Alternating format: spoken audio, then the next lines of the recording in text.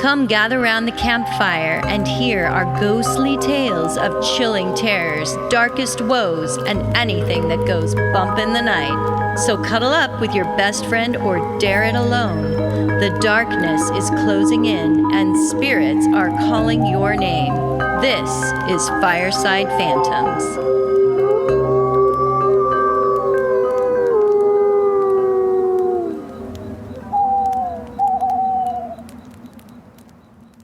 Well, hello, Holly. How are you doing, Carol? Well, I am fabulous now that I got a Harry Potter themed Halloween bag from my bestie over here. Yeah, enjoy. Happy Harry Potter Halloween. It's awesome to celebrate Halloween with Harry Potter. This is Halloween. Oh, wait, that's a different movie. Yeah. Nightmare Before Christmas. Well, also a wonderful yes, classic. Because you gave me a Nightmare Before Christmas themed Halloween That's true. extravaganza. That's true. So you needed a Harry Potter one so that we can both celebrate Yes. the big day. And your party was fabulous. You had the nod to Harry Potter there too. I sure did. I did the tell everybody what you saw. Yes, the floating candles. That's right. That, is so famous for that scene in the dining hall Floating at the Hogwarts. Tapered candles floating in the kitchen. Yes. It's pretty badass. Beautiful. I'll send you. I took a photo. Yeah. I'll send. It doesn't look as good in the photo as it does in person, but Yeah. Yeah. I don't either. I always look better in person than on photo. That's not true. But no, it was fabulous. It was great. Yeah, I'm glad you came. It was a fun night. We had some pumpkin carving and some Goodwill gifts that I made people take with them. Yeah. And we left early, but Holly had a bobbing for apples bucket with whiskey. There was sample apples whiskey and floating airplane-sized bottles of whiskey. And it wasn't mine. It was The Rock. The Rock put that out there. He wanted to see if anyone would bob, and nobody took us up on it. Nobody went for that. No. Yeah, it was kind of a cold night. So it was a cold night. And for all you people who have to celebrate on a work day, so sorry. I don't have to worry about that anymore. That's right. That's right. Awesome. Well, Carol, today I'm going to go first. We discussed that you want me to go first. Yes, I've got kind of a frog in my throat. Yeah, Carol's fighting some kind of situation, some kind of cold of some kind. So we're going to spare her voice for as long as we can. And if need be, I'll take over the reading of Carol's story. Yes, thank you. Impersonating me, exactly. Exactly. I know you can do it. Exactly, yes. So today I'm going to be covering the Beast of Bray Road, which actually is a fascinating story that I can't believe I didn't really ever hear about before. Yeah. It was interesting. I was watching yet another show about it when you got here, and I was making even more notes. So anyway, let's go ahead and kick it off with the Beast of Bray Road. So Carol, a very strange creature haunts the outskirts of the small town of Elkhorn, Wisconsin, population 10,000 people. Is it an elk, Holly? It is not an elk. Oh. On Bray Road, which runs 4 miles long in rural Wisconsin, just outside of Elkhorn, something creepy seems to lurk. The road itself is named after the Bray family, whom settled there in the late 1890s. The road was also once a Native American trail. Currently, it connects a few farmsteads together, and it's rarely traveled by outsiders.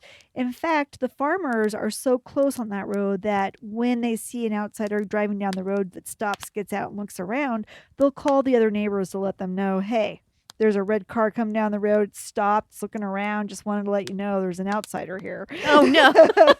So they're that tight. They're that tight. Everybody knows everything. That's the problem with small towns. Small towns, yeah. And so these farmers have been out there for generations farming, and they know the lay of the land. They know the people of the town, and they know the animals in the area. Just keep that in mind. All their animals are named Stew because they're going to become their stew eventually.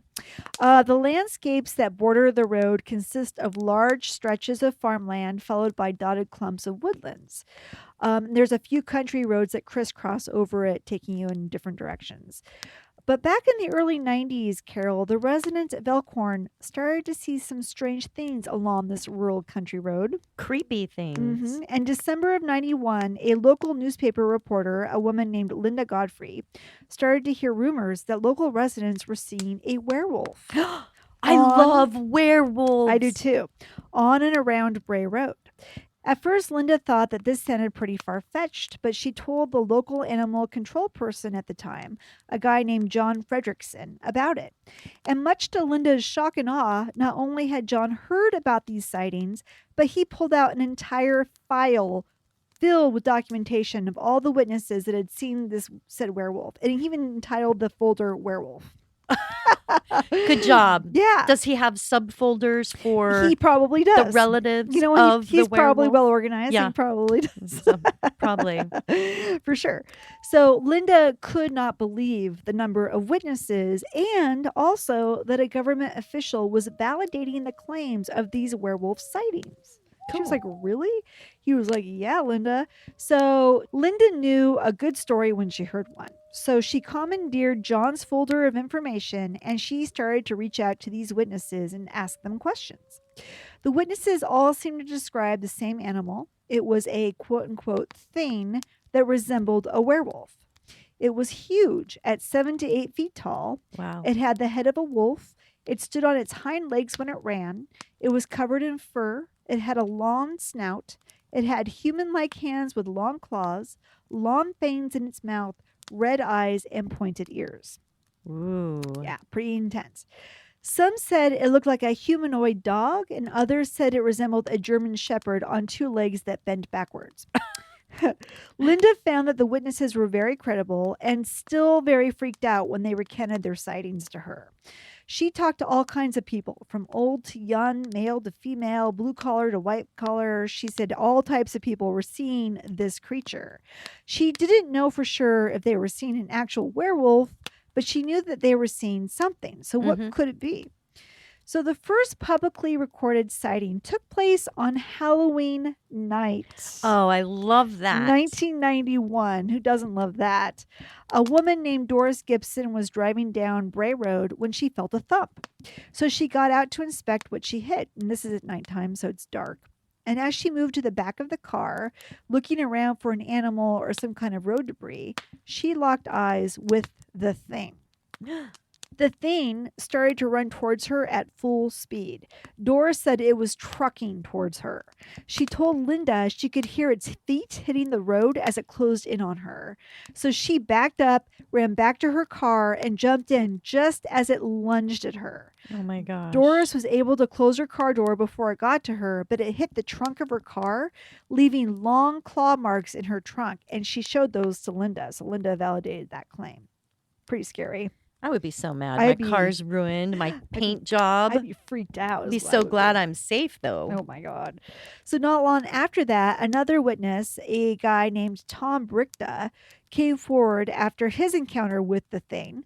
Tom and a few of his friends were driving home from a summer wedding when the fog closed in around them. Oh, the fog is not good. No. He said they smelled a very foul odor, and as they continued, they saw the creature. It had gray, black, and white fur, and it reached out towards their car. They even have footage showing where the wolf had scratched the pinstriping off of Tom's car. There's a big gash of it missing. What is it with them trying to ruin the paint jobs on all these The vehicles? wolf obviously wants to drive. Yeah. So Tom said he had made eye contact with the creature, and the creature seemed to give him a sense of a challenge, like, hey, what are you going to do about it? Yeah. Oh, gosh. So it's an alpha werewolf is It what is- we're finding. It is an alpha for sure. For sure. Another sighting was by a woman named Lori Andrisi. She was a bar manager and she was driving home from work. She said she saw something crouched down in the ditch, and when she stopped to look, she saw something kneeling that looked like a dog, and it was eating some kind of roadkill in its hands. Ew. Its odd shape freaked her out, and she turned her car around and took off. So she was so freaked out by the sighting, she went to the library to see if she could figure out what it was, Yeah. but it looked like nothing she could find in her research. So she went to see John Fredrickson, the animal control officer, about it, and the two started to discuss what it could have possibly been. And this is where things get really, really weird. As their conversation continued, the books on the bookshelf above John's head started flying off the shelves. What? Isn't that weird? There was no reason for the books to come flying off the shelves. No. So they abruptly ended the conversation about the werewolf. Yeah, I would be out of I'd be there. like, you know what? I'd be This is like, you know creepy and what? Weird. There's ghosts here. Yeah. We gotta go. Something very paranormal is happening if we're talking about a possible werewolf and suddenly your books just start Yeah. flying off the shelf. That's weird. Maybe it's sending them a sign like, here's the book you need. Yeah. This is it. This was all, I got all this, I got not all of it, but a lot of the information for this story I got from this documentary called The Beast of Bray Road, which is on Amazon Prime. Oh, okay. So you guys can see them talking about the books flying off the shelf and stuff. And that's one you have to pay for, right? Unless you have Prime account. Unless you have a Prime account, yeah. So the reporter Linda Godfrey, in the meantime, did a quick drawing of the thing, and they ran that blurb in the newspaper. After it ran, more and more people started to contact the paper as well as the rest of the media. Everybody wanted to know what this thing was. Linda thought for sure that this story would die down within a few weeks, but the opposite happened. People were deeply intrigued by this character. The police, in a joking manner, started to talk about making silver bullets to prepare for the big takedown of the beast. I like that. Yeah. The witnesses, of course, were being teased for what they had seen, but others in town backed up their claims. Like, nope, these people saw it, and there's something out there. There's something weird happening in our town.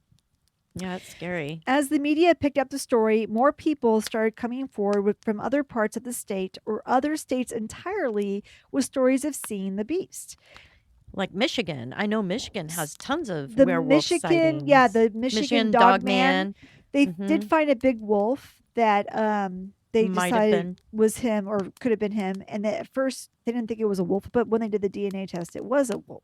Okay. Just a rather large, unusual looking wolf, I guess. As the media picked up the story, more people started coming forward from other parts of the state or other states entirely with stories of seeing the beast. More and more sighting stories from Bray Road started rolling in, and all very similar in their description. Some witnesses said they saw the creature chasing a deer. Some people saw the werewolf at night, others in broad daylight. Then something even stranger happened. Linda started getting reports that the creature had been seen around the area decades earlier. In the bordering county, a newspaper editor told Linda that in 1936, his father had been a night watchman at an institute for people with special needs or special gifts. I'm not quite sure which. Yeah. His job was to provide security at the building at night. So on the grounds, there were some preserved ancient burial grounds. Mm-hmm. So one night, his father was doing his nightly walk around the property when he came across a large animal on top of one of these mounds. It was a large creature with a dog's head. It was digging into the mound. It looked like it was trying to get to something that was inside the mound. When the creature saw him, it took off. However, the next night, the night watchman saw the animal again, and this time the animal did not run, but instead stood up and said in a weird language the word Gadara, which, according to the Bible, was a place in the Bible where Jesus cast demons out of a man. Linda had learned that a Catholic priest who had been attached to the institute had exorcised a demon from a young person, and that the demon had attached itself to the priest. So having demonology attached to this institute, as well as ancient burial mounds and this weird werewolf creature that's saying the word Gadara, seems like a lot of loose ends that come together in a weird way. People in town started to talk, saying that there was a satanic cult in the area and that the werewolf was somehow attached to it. The rumors were rampant that the teachers and police officers in the area were involved in the satanic cults. There were about 3 to 4 counties that were implicated in having satanic cult-like activity going on inside of them. They believed that the werewolf was a product of one of these cults. The cult werewolf idea was never proven, however, but as Linda Godfrey points out, the Beast of Bray Road is very similar to this description of the Michigan Dog Man, which we talked about, and other cryptids, so perhaps people are seeing the same thing. In the Middle Ages, there was also alleged werewolves. In southern France, around 1764 to 1767, there were reportedly a giant wolf that was killing dozens of livestock and people with over 200 attacks, of which half were lethal. Yeah, I think I talked about that more I in think depth you did. in my I werewolf think you did talk about that. episode. Mm-hmm. I loved researching all of those stories in Europe So these victims in Europe were disembodied, their throats were cut, or they were found beheaded. This wolf was eventually shot and killed by a hunter, and as I think you said in your story, that is the hunter had used silver bullets blessed by a priest, which is where the idea came from that silver bullets will kill a werewolf. Mm-hmm. So wherever the idea of giant wolves or werewolves comes from, the story of the Beast of Bray Road did not die down. The media's sensationalism caught the attention of many, and soon Bray Road was swarming with people hoping to get a glimpse of the monster. Shows like Sightings and Inside Edition came to visit to see if they could capture a glimpse of the creature, but to no avail. And in fact, I was just watching Expedition X. They went there, Discovery Plus channel show. They went there to find the Beast of Bray Road. I watched the first episode, but didn't get to finish the second one yet on it that they did. Was it good? It was good. It was interesting. Linda Godfrey shot to fame due to her reporting on the beast. She released a book on the Beast of Bray Road, and soon after, more people were reporting sightings. In one of the reports, the werewolf was able to keep pace with a car traveling at 55 miles per hour. Sounds like Whoa. the Mothman. Yes. And yet another story, a guy named Ricky Sanchez, who lives about 100 miles north of Bray Road, said that he saw a large object on his property in the dark one night. He started walking towards it, and it started to walk backwards away from him. After a while, the creature stopped and just stared at him. It was at his eye level. He went into the house, and when he came back out, the beast was gone. But he kept seeing more and more creatures around his farm. His neighbors were also having experiences. Ricky's neighbor said when he took his garbage out early in the morning, he saw a wolf-like creature pacing back and forth in front of his car. He got into his truck and left for work a little shaken up. Oh, gosh, that'd be so scary. I wouldn't want to go outside at night or anywhere under a full moon. I know, right? Another guy named Steve Kruger, who was a roadkill cleaner, met the beast when he drove out to pick up a deer carcass on a rural road one night. He put the deer into the back of his truck and then climbed into the truck cab to fill out his paperwork when something hit his car. The whole truck shook.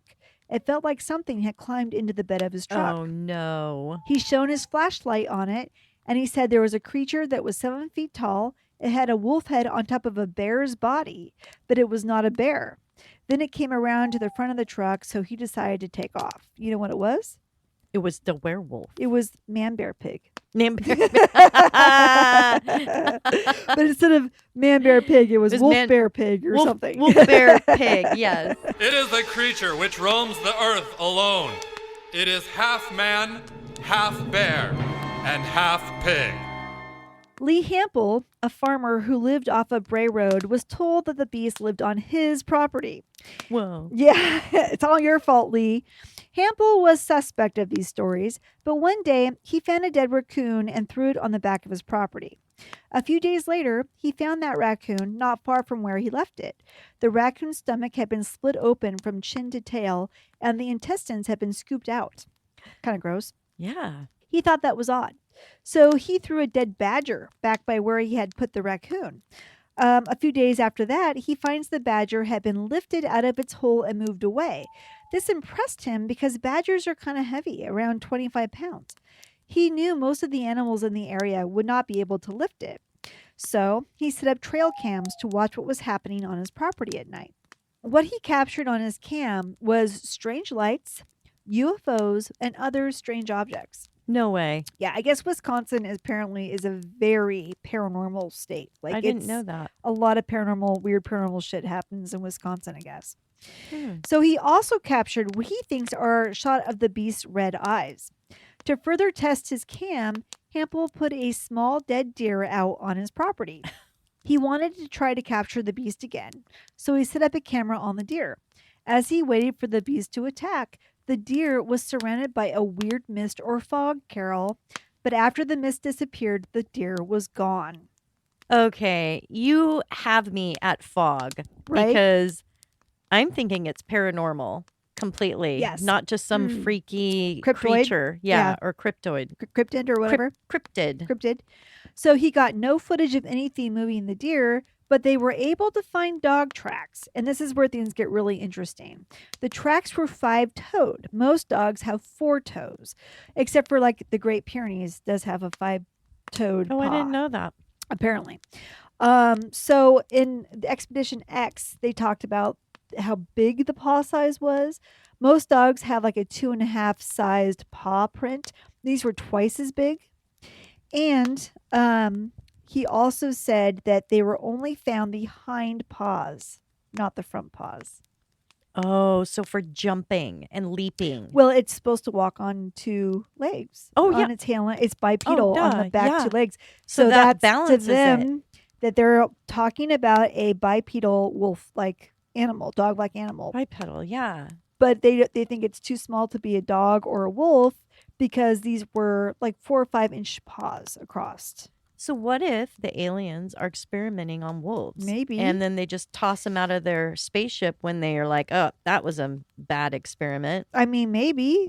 Yeah. I mean, anything's possible, really. We're Right. talking about werewolves. So, Right. Well, he took them to a track expert who told them that they were not even tracks. You can make that with stilts. Other people told him it was an abnormal coyote track. okay. But Expedition X, they looked at it too, and they were like, "Yeah, there's no explanation for these crazy tracks out here." So, there was even a local news report in 2018 of many officers in Elkhorn firing upon something, but it was never reported as to what the officers were firing upon. And in the comments below the video, many people said it was the Beast of Bray Road sighting, and then the cops saw it and fired upon it, but that was never confirmed by the news. In 2018, okay, this is where it gets kind of funny. In 2018, a guy named Danny Morgan said he saw the beast as he was driving home at night in Spring Prairie, a town not far from Elkhorn or Bray Road. As he was driving through the rural roads, he saw something approaching his car on all 4s. When it reached the road, it got up on its 2 hind legs and walked across the road. He slammed on his brakes and pulled out his camera. He was able to take a couple photos of it. This is the photo he took. Oh my gosh, I got to see this. What in the world? You know what it looks like to me? A deer. The back part of him is a deer You think a deer and a wolf mated? and a wolf. I think that is bullshit. Oh, I okay. think it is A photoshopped image? No, I think they took a dead dog and put it on top of maybe a deer's body and posed it because look at the arms. They look like they're decaying.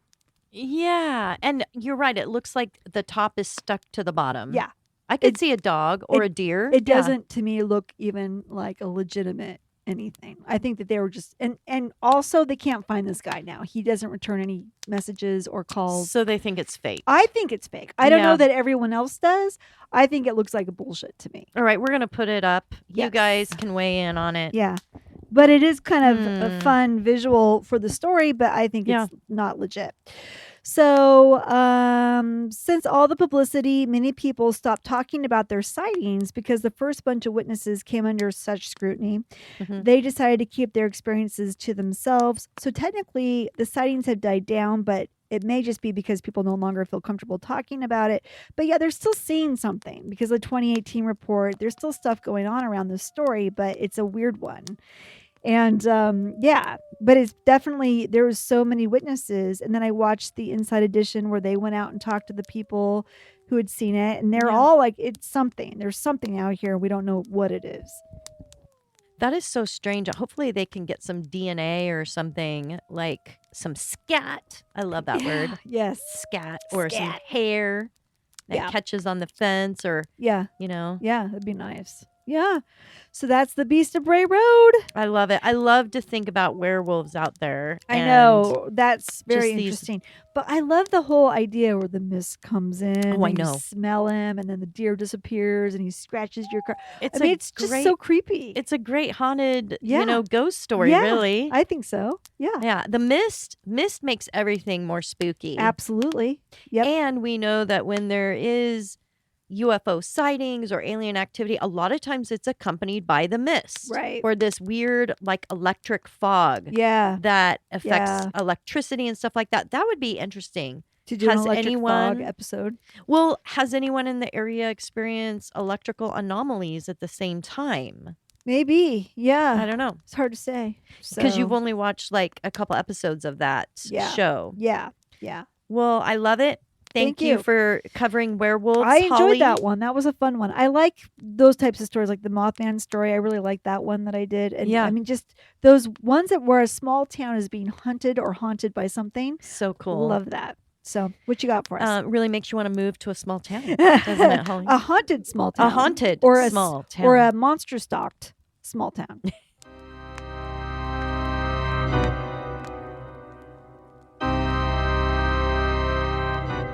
So, what do you got, girl? Well, I'm going to try and get through this. My throat's feeling better from the tea, Hooray, tea. but I left my reading glasses. So Oh, that's right. We're going to try and do this. Otherwise, I might just hand it off. Do you want me to follow along with you and then Tell let me you- if I'm reading a sentence wrong. Sure. Sure. Yeah, so I love the story of London's Spring Hill Jack. You might have heard of this strange Victorian demon who terrorized the people of London back in 1827. Oh, Is that right? 1837. Oh, I'm sorry. Yeah, this is going to be a long episode without my glasses. As it became a favorite icon for horror writers and many penny dreadfuls, the man monster. It's all good. Shit. The man monster is described as having a ghostly appearance that could change form or shapes at will and wore gloves over what appeared to be claws. One of Cool. the shapes it took was that of a bear. Oh, really? Yeah. Okay. In one story, it chased a gardener running on all fours and growled ferociously until the gardener scrambled to safety indoors. Well, I think a normal bear would behave like that anyway, so I'm not sure why they thought it was something else. Maybe they saw it transform. Is that what you were trying to get me to Yeah, do? maybe. I think that's probably, Okay. why would they think it's like something other than a bear, Holly? I don't know. Man bear pig. In 1877, there was described a creature dressed in sheepskin of, what does that say? At Newport Arch in Lincolnshire. Oh, thank you, Holly. A group of people tried chasing it down, but it fled, taking gigantic leaps through the air. Some say the hands or paws of the creature has a leathery feel like soft gloves, but is actually skin. I like the idea of it actually being like wearing gloves. That's kind of neat because it shows it had some taste. And fashion, yeah. Like leather gloves are expensive. So Sure. it came from money for sure. The claws were described as sharp, knife-like metal tips. The monster first appeared to Mary Stevens, a poor servant girl who was walking in Lavender Hill when it attacked her, surprising her with its strength as it tried to grab her and scratch her with its claws. She said the odd man tried to kiss her and rip her clothes off. Yeah, right. Sure did, Mary. Yeah, Uh-huh. what a passionate Yeah, devil. you think you're so hot. Yeah. Okay. She was able to escape, but her screams alerted the attention of someone in the vicinity who came to help. They gathered a search team to hunt the man down, but were never able to find the thing that she described. The following day after Mary's attack, the same figure was sighted lurking by her home. He was standing in the middle of the road and was almost hit by a carriage, but leapt out of the way, jumping over a 9-foot wall, which Wow. shocked the driver, who then lost control of his vehicle and ended up wrecking it, severely injuring himself. Wow. Yeah, sightings continued for about a year, reported mainly by women who all said this thing tried to abduct them. A woman named Jane Alsop reported a gentleman caller ringing her doorbell in the late night, claiming to be a police officer. When she went to answer it, he requested to borrow a candle, and when she came back with it to give him, he was gone. But in an instant, something flew down from the top of a nearby building while she was peeking around the corner to see where the man went. It threw off his dark cloak, and underneath it, she described a tight-fitting outfit similar to white oilskin. What is oilskin, I ask? Thank you, Holly. It is cloth typically worn by fishermen, made waterproof by rubbing a mixture of wax and linseed oil all over it. I'm not sure I've ever seen that before. I haven't either. Huh. After his dramatic tossing off of his cloak, the scary man attacked her with his claws, which ripped her clothes to shreds, and then, like a dragon, Holly, breathed out blue and white flames of fire into her face. That is so awful. Like, I can't even imagine. No, that would be. I wonder if she got burned. He wasn't much of a fighter, though, because Alsop's sister was able to come to Jane's rescue and grab her away from him as he fled into the night, leaping over rooftop buildings. That is just something I would love to see. A creature just like leaping over rooftops. I That'd know. be so you see it in movies all the time. Well, Mary Poppins. Yeah, for sure. Another witness, 18-year-old Lucy Scales, said she was walking with her sister one evening out in Limehouse when the monster jumped out to surprise her from the hidden alleyway. Surprise! Lucy also witnessed blue and white flames which shot out at her from his face. Wow. She described him as tall and thin, pale with a hideous evil face.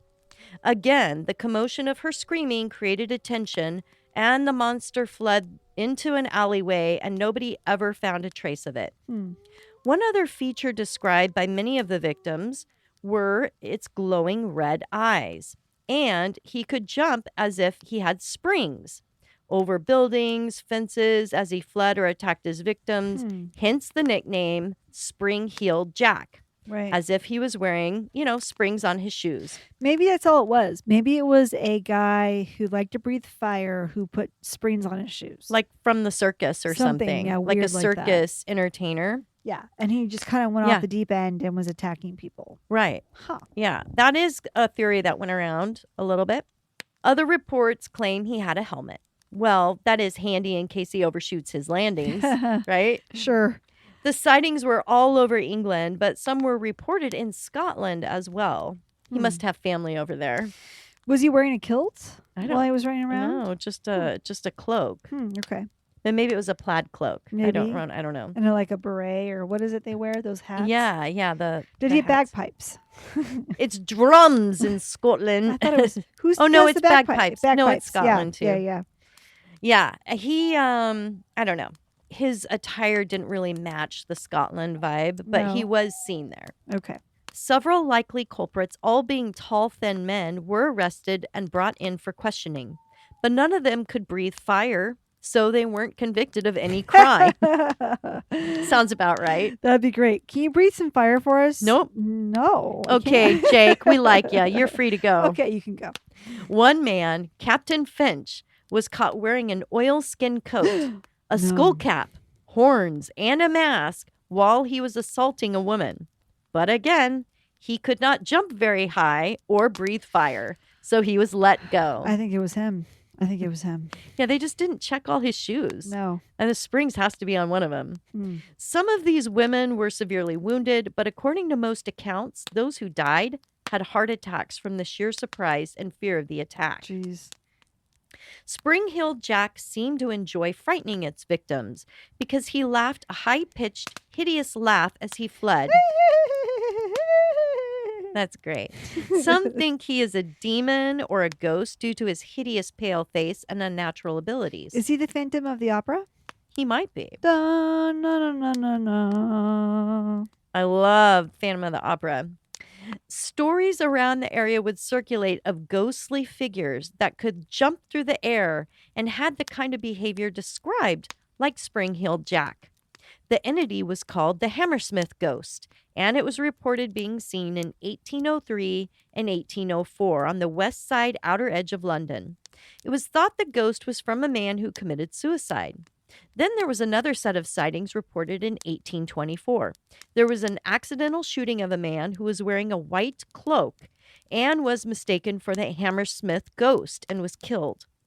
All witnesses described the ghost as being tall, pale, and dressed entirely in white with a cloak and horns. And yet another ghostly shape-shifting figure was nicknamed the Southampton Ghost. Did he follow the Southampton diet?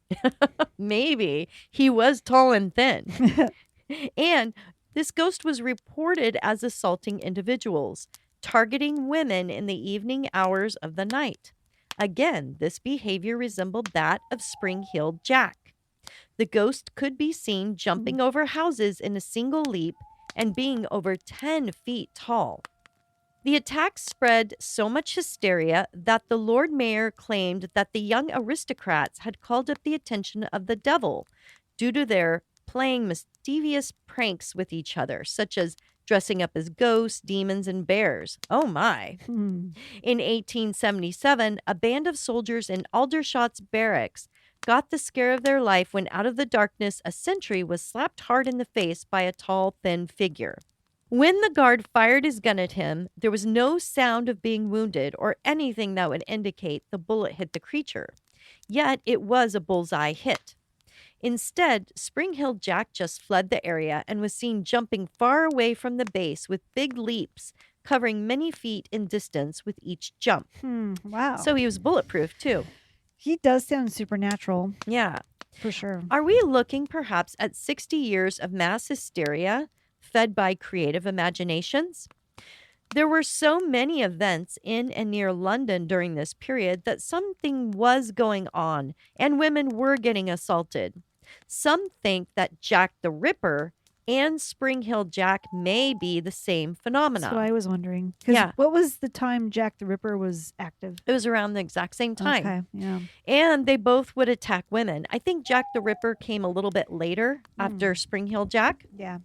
One rare occasion, though, there were men that were attacked too, and more descriptions over time expanded the descriptions, saying the creature now had pointed ears and fangs. It was absolute hysteria. Pretty soon, people were so afraid of going out at night, only the most vulnerable wandered the streets. Perhaps the lack of witnesses and eluding capture encouraged Spring-Heeled Jack to shed the outrageous costumes and theatrics for just a dark cloak and hat. Mhm. There is a story about a prostitute named Maria Davis who one day out on the London streets encountered a creature who came out of the darkness and attacked her, draining her blood and throwing her body into a marsh area nearby. There were witnesses who said it happened so fast they could only watch in shock as she sank into her watery grave and died. The attacker was seen leaping into the air a great distance, vanishing in seconds from the crime scene. Jack the Ripper accounts described him literally ripping his victims to shreds. The repeated slashing of throats and removing organs from the bodies made some suspect that Jack the Ripper might have been a surgeon or had ties to a medical profession. I've heard that. Yeah. If Jack the Ripper was the evolved Spring-Heeled Jack, his attacks were far more gruesome. 11 victims were reported as dying during this time, but 5 were officially attributed to Jack the Ripper. There were also countless attacks of victims who were able to get away and those who were severely injured. Like Spring-Heeled Jack, Jack the Ripper was never caught. And they share the name Jack. Jack the Ripper's attacks suddenly ended in the fall of 1888. Perhaps the heat was too much for Jack to continue the hunt. There was an estimated 500 informants watching every corner of London, and the whole town of Whitechapel had every detective and police officer in uniform going house to house, questioning landlords about any strange behavior from renters or out-of-town tenants. Wow. Others theorize his family might have turned him into an asylum for his insanity, and perhaps he was picked up, for an unrelated petty crime. He might have also just died. Being Jack the Ripper probably made him rusty, jumping over buildings Yeah. and such. Yeah, maybe he tried to go back to his former tricks and ended up setting himself on fire or Yeah. miscalculating a jump. Yeah. That is only if you really think Spring-Heeled Jack and Jack the Ripper are one and the same, which I kind of think They could be. they could be. Yeah. It just is so similar. Yeah. The whole span of these years from 1837 to 1888 was just wild. Yeah. The stories were not taken as urban legend at the time. Even the Duke of Wellington went out with his gun on horseback to hunt down the menace. The last sighting of Spring-Heeled Jack was reported in Liverpool in 1904, where he was seen bouncing up and down the cobblestone street and up onto the rooftops and back down again. You know what it sounds like to me? He was just trying to get some good practice in for building up his weak or stiff legs. Probably. After his Jack the Ripper days. Yeah. Oh, yeah. Because it was in 1904, right? Yeah. Anyway, He was an old man. several people at the time did try to follow him, but he vanished, was never seen again. Yeah. I mean, there's a lot of similarities between the two. And it's just weird, though, how no one ever saw Jack the Ripper, right? I know. I don't think So so. it could have been him because they wouldn't have known if he leapt away and had breathed fire and did all these crazy things. Yeah. Huh. And the fact that everything just abruptly stopped, and was it 1888 you said that everything stopped? Everything stopped from Spring Hill Jack? Yeah, and Jack the Ripper. So it just makes you wonder, maybe the one in 1904 was not necessarily a real sighting, but maybe he died in 1888, because how do you go from having all of these crazy serial killer things that you're doing to nothing? Well, you either have to be in prison or you have to be dead. Well, that's my thought. Maybe he was on a petty crime, served his time until 1904, got let out, and was like, I want to be Spring Hill Jack again. Maybe he And got tried picked to up for more than a practice petty crime. Maybe it was like a felony. He for got picked 4 up or on. 5 years. 10, Yeah. What is that? That's 6 years. Well, 1888 to 1904, that would be 16 years. Yeah, 16 years. 16 years. So, yeah, that's interesting. That's a good story, though. I don't think I knew much about Spring Hill Jack. He definitely sounds supernatural in nature. And Jack the Ripper has always been such a legend.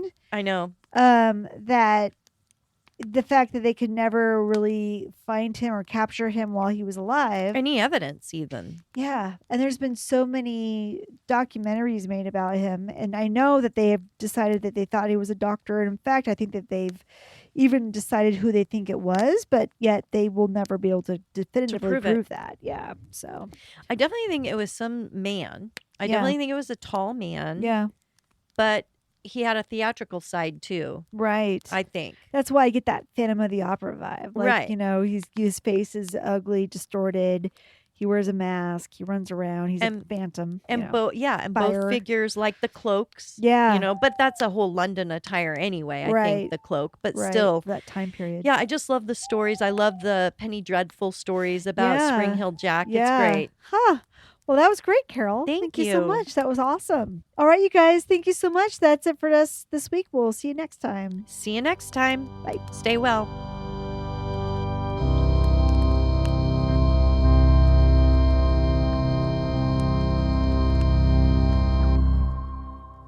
Okay. Subfolders. Little Subfolders. subfolders. For sure. We just had a Oh. tutoring session on how we need to be more organized. Yes, that's right. Chaos So, follows us. yeah. Everywhere we go. And more sightings came from Bray Road itself, and it all very fuck. This is not written well. Okay. And more sightings came from Bray Road. No. Sorry, I'm going to say this again because I did That's not okay. write this in a way Yeah. that makes any sense. Oh, I do that all the time, Holly. Ugh, No blah, worries. blah. I thought you were gonna say it's the the werewolf says what's the word that comes out of the refrigerator? Zool. Zool. Yeah, we should have the Ghostbusters. werewolf saying Zool. Zool. Sorry, I'm drinking my tea, and Carol's having a fit because I'm making noise with my spoon. Yeah, no spoon dunking. But we did candy corn sounds last time. That was on purpose. We prepped the audience. I'm prepping them now with my that tea drinking. candy corn was going to happen. So, Okay, now you know there will be occasional metal spoons. that's right. Cheering Because the we're drinking airwaves. nice hot tea. Yes, with our yes, with our for reading our today. throats. Let's hear that spoon again. Per your wish. Do it for me. Oh yeah, that's nice. There it is. That's nice. Maybe he skinned the deer that he used the leather. I guess Yeah. deer aren't leather. Maybe he skinned the cow where he used for the leather. I don't know what I'm trying to say. Okay, whatever. I get what you're saying. As the flames die down, do remain undaunted. Though all hitchhikers are ghosts, And all dolls are definitely haunted. hey guys, be sure to follow us on Instagram. Our handle is @FiresidePhantoms. If you have a spooky story you would like to share with us, send it to firesidephantoms@gmail.com and you may hear it on a future episode.